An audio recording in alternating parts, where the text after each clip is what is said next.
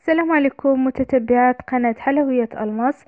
اليوم سوف نحضر إن شاء الله وصفة جديدة جدا لتغطولات بالمكسرات وصوص كراميل.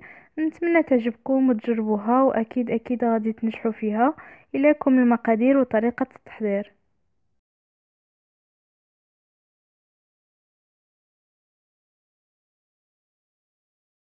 في المقادير سنحتاج بيضتان، 120 جرام من الزبدة، 100 جرام سكر، دقيق حسب الخليط.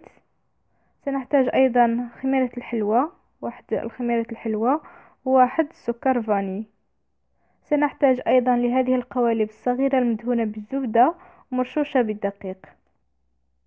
أما للحشو لدينا الفول السوداني أو الكاوكاو محمر ومطحون هكذا خشن، وعندنا أيضا اللوز كذلك محمر ومطحون خشن، وعندنا صوص كراميل اللي حضرته من قبل معكم. سوف تجدون رابط الوصفة أسفل الفيديو. نبدأ على بركة الله. نأخذ البيض والسكر والفاني ورشة من الملح. نضيف الزبدة المذابة ونخلط جميع المواد هكذا كما ترون.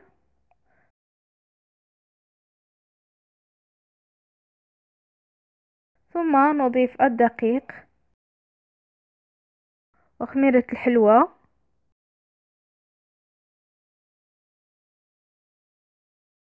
نخلط بالأصابع فقط دون التدليك إلى أن تصبح العجينة متماسكة قليلا هكذا.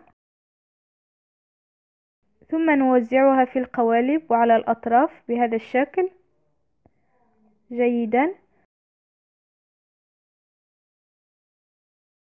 ثم نجعل فيها ثقوب بالفرشاة أو الشوكة كما ترون، وندخلها للفرن على 180 درجة لمدة 20 دقيقة حتى تصبح ذهبية اللون.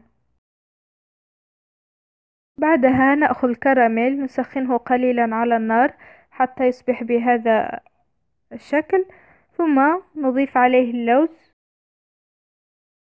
والكاوكاو ونخلطه جيدا. ثم نقوم بملء لتغطولات بهذا الحشو هكذا.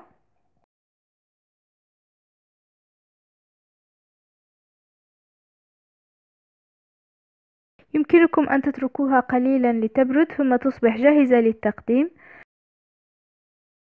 هذه الوصفة لذيذة جدا ورائعة، أتمنى أن تجربوها، ولا تنسوا الاشتراك في القناة ليصلكم الجديد دائما. ودمتم في حفظ الله، وإلى اللقاء.